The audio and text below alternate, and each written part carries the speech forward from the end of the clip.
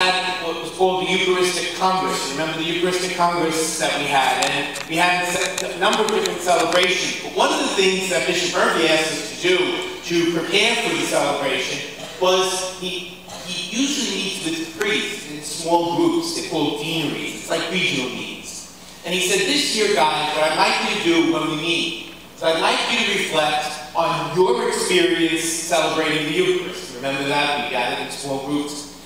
At one of the different meetings, there was a priest, and I think it was from Sri Lanka, and he told the story.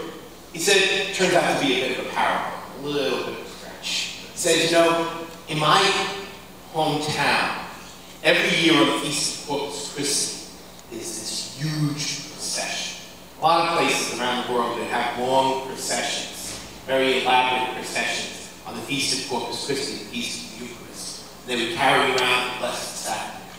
People would show adoration. He said, well, one year, the pastor of the parish decided he wanted to do something a little bit different. So what he did is he took the Blessed Sacrament, and he put it in a monstrance. That's that big, big cross where you put the host that's been consecrated in. And he said he tied it to the back of a donkey.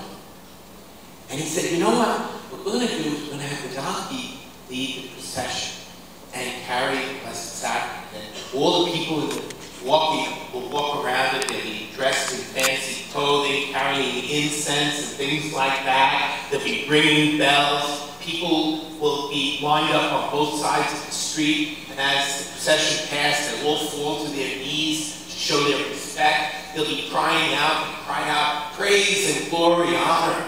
They were singing, crying. They were throwing flower petals out into the streets.